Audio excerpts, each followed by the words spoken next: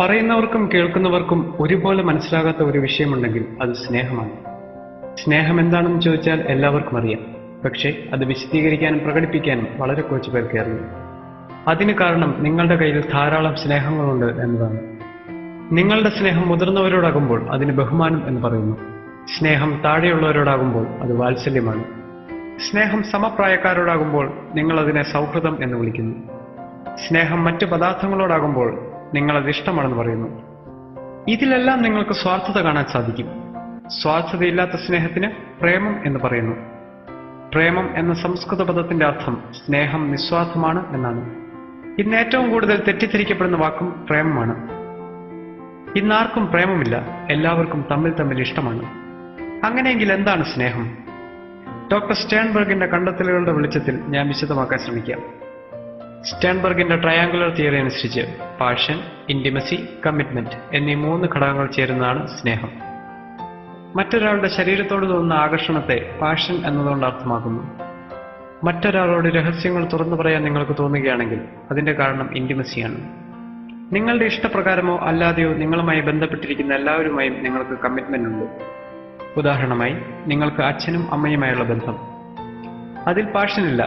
Intimacy ഉണ്ടാവാം, ഉണ്ടാവാതിരിക്കാം. എന്നാൽ commitment എന്തായാലും ഉണ്ട്. കാരണം അവർ നിങ്ങളുടെ അച്ഛനും അമ്മയുമാണ്, നിങ്ങൾ അവരുടെ മക്കളാണ്.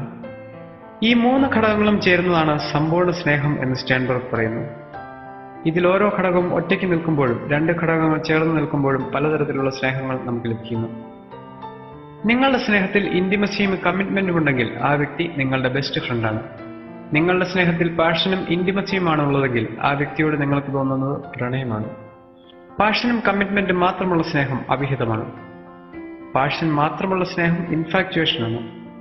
ആദ്യ ദർശനത്തിൽ തന്നെ ഒരാളോട് നിങ്ങൾക്ക് സ്നേഹം തോന്നുന്നെങ്കിൽ അതിന്റെ കാരണം ശാരീരികമായ ആകർഷണത്വം മാത്രമാണ്.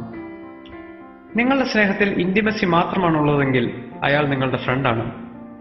കമ്മിറ്റ്മെന്റ് മാത്രമുള്ള സ്നേഹത്തിന് എംപ്റ്റി ലവ് എന്ന് പറയുന്നു. എല്ലാ ദീർഘകാല സ്നേഹബന്ധങ്ങളുടെയും അവസാന അവസ്ഥ എംപ്റ്റി ലവ് ആണ്. സമ്പൂർണ്ണ സ്നേഹത്തിൽ നിന്നും ആദ്യമായി പാഷൻ നഷ്ടമാകുന്നു, പിന്നീട് ഇന്റിമസിയും നഷ്ടമാകുന്നു, അവസാനം കമ്മിറ്റ്മെന്റ് മാത്രമായി അവശേഷിക്കുന്നു. സ്നേഹത്തിനുണ്ടാകുന്ന ഈ മാറ്റം അംഗീകരിക്കുന്നവരുടെ ബന്ധങ്ങൾ നിലനിൽക്കുന്നു. ഈ മാറ്റം തങ്ങൾക്ക് മാത്രമാണ് എന്ന് ചിന്തിക്കുന്നവരുടെ ബന്ധങ്ങൾ തകരുന്നു. പ്രണയ വിവാഹങ്ങൾ സാധാരണ വിവാഹങ്ങളെ അപേക്ഷിച്ച് സ്ഥിരത പുലർത്താത്തതിന്റെ കാരണം ഇതാണ്. ഒരു സാധാരണ വിവാഹബന്ധം ആരംഭിക്കുന്നത് എംപ്റ്റി ലെവലിൽ നിന്നാണ്. കുറച്ച് സമയത്തിനുള്ളിൽ തന്നെ കമ്മിറ്റ്മെന്റിന് പുറമെ പാഷനും ഇന്റിമസിയും വന്നു ചേരുന്നു. വർഷങ്ങൾക്ക് ശേഷം അവരുടെ സ്നേഹം എംപ്റ്റി ലവ് അഥവാ കമ്മിറ്റ്മെന്റ് മാത്രമാകുമ്പോഴും സമചിത്തതയോടെ മുന്നോട്ട് നീങ്ങാൻ അവർക്ക് സാധിക്കുന്നു. കാരണം വിവാഹത്തിന്റെ ആദ്യ നാളുകളിൽ ഈ അവസ്ഥ അവർ അനുഭവിച്ചതാണ്. പ്രണയവിവാഹിതരുടെ അവസ്ഥ ഇതിൽ നിന്നും തികച്ചും വ്യത്യസ്തമാണ്.